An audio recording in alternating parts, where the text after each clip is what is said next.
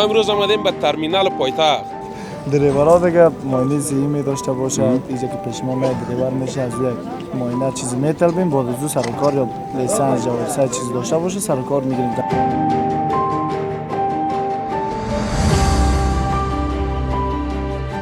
سلام و درود نثار یک شما خوبان. امیدوار هستیم که خوب صحتمند و سرحال باشید. از هر گوشه دنیا که ما را بیننده هستید لباس عافیت به تن داشته باشید. ما عمران قیمی هستم و امروز با یک گزارش دیگه در خدمت شما هستم. ما امروز آمدیم به ترمینال پایتخت. ترمینال تقریبا گفته میتونیم که یکی از بزرگترین ترمینال های کابل. اینجا ما که آمدیم تقریبا همه ولایت های سمت شمال میرفتن.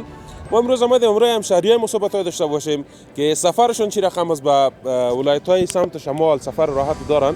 و همچنین امروز شرکت های صحبت می داشته باشیم که چقدر سهولت در حساب سفر بر مردم فراهم کردن و در آینده چی پلان های بر موتورهای بزرگ یا 580 دارن که تا سفر راحت تر داشته باشن، چون ولایت های سمت شمال کمک راج دور است، سرکاش سابق خراب بود که فعلا دقیقا خبر ندارم که سرکاش جور کردن، یعنی یه همش دی گزارش امروز از همشهریای ما پرسان خواهیم کرد. شما تا آخر گزارش بیننده ما باشین.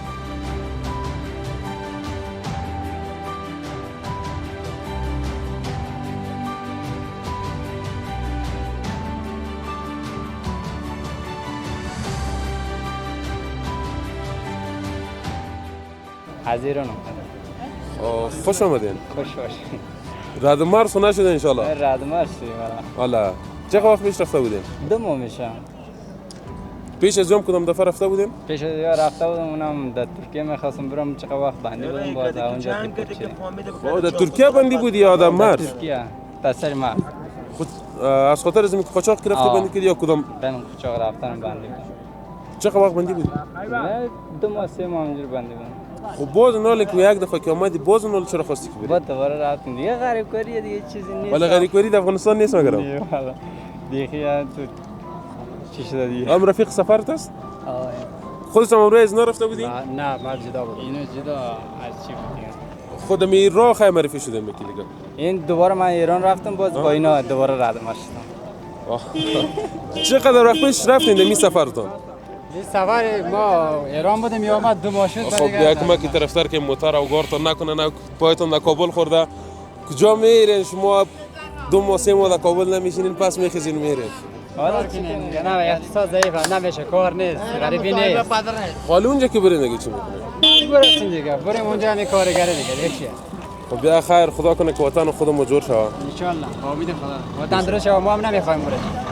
دیگه کار و بار فراهم شود، اقتصاد ما جور شود که هیچ حاجت به این نباشه که بریم یک کشور دیگه. همین سختی‌ها را کشیده ما میایم وطن ما که درست باشه چرا بریم؟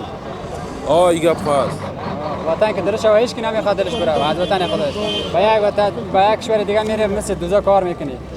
وقتی که سر سیم همیشه 24 ساعت هست، فاش میده، یک کتک میزنه سر کارم باشه، حالا سری کار که اینجوری که اونجوری چی جواب شد. آخرام با پاسپورت هم میره، با پاسپورت رد مرز میکنه. با پاسپورت هم رد مرز میکنه فعلا. برگ سرشماری هم داشتیم گرفت رد مرز کنیم. پارسال. چند وقت تقریبا حدود 6 ماه 7 ماه میشه که خیلی دیپور زیاد شده از طرف ایران. خیلی ظلم میکنن هم. خیلی هم نه غذای نان میده، هیچ چیزی درست نمیده واسه ما. ای روی در پرده میره بالا، ای روی خوابم باشه گرفته کش کنه میره، لباسات همونجا ماندگی، همه چیز ماندگی. خودم الان دستگاه همه چی وسایلم مانده. همونجا مانده. همونجا مانده. خب بیا خیر باشه. از کدام ولایت هستین خودت؟ از تخار هست.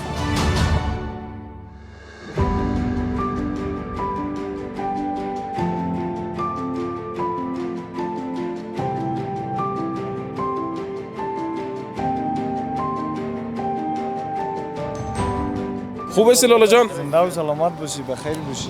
خب خودت گفتن که مسئول چند موتور هستی از این موتور که سمت شمال میرن؟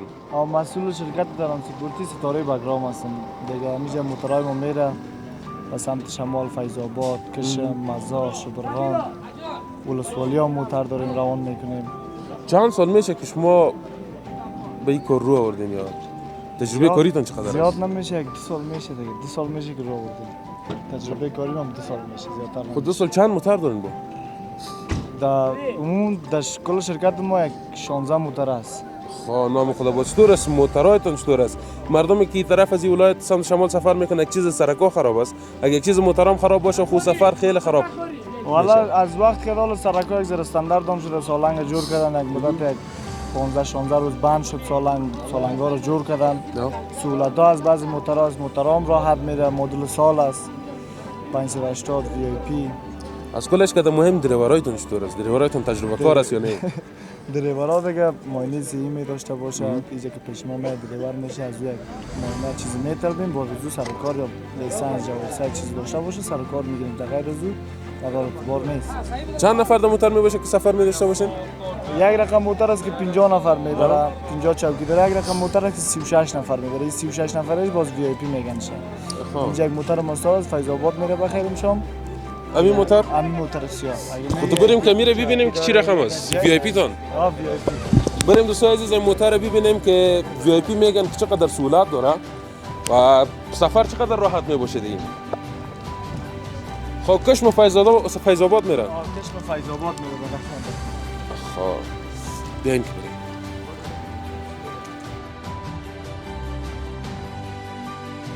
هر موتر فکر کنم کمادی سفر میشه یک بار چک میشه از طریق چک میشه از طریق سیستم کامپیوتر میشه دیگه میشه می شیشه عقب نمایشه کیلومترش که قید باشه کل از وقت چک میشه. اگه کیلومترش قید نباشه اجازه سفر برش نمیده. از این خاطر دیگه خیلی امکانات پیشرفته شده. خب خوب است باز تکت ازی چقدر است؟ ممکنش مفایض نظر به اون موترایی که 55 چوکی داره 2.5 تفاوتش است. مثال 55 چوکی 950 رو بس یا 1300. یک ذره نفر کم میبره کرایش یک ذره قیمت‌تر. کرایش قیمت‌تر است باز راحت‌تر میباشه. راحت‌تر میباشه خیلی. باز چند ساعت راست تا فیض آباد؟ فیض آباد دیگه حالا که سرکار استاندارد شده یک 12 ساعت 13 ساعت است. خب 12 ساعت دقیق معلوم نیست. سالنگ بند میشه یخک از چین بسته میکنی. بعضی وقت موترهای تیلری را اعلام میتن رابانی مزدود میشه را از اون خاطر تو دقیق معلومش تایمش نیست که بگوی منی وقت میرسه. اگر راه بند نباشه مشکل ایجاد نشه 12 ساعت. استاندارد 12 ساعت. خب خوب است. خب وطندارای عزیز ما وقت که جای خوشحالی است که همچون موترهای پرسهولت در افغانستان وجود داره و همشهری‌ها میتونن از استفاده کنه. یک چیز پیشرفت شده. این موتر مدلش چند است؟ این موتر 580 میگنش. نه 2000 چند است؟ 2005.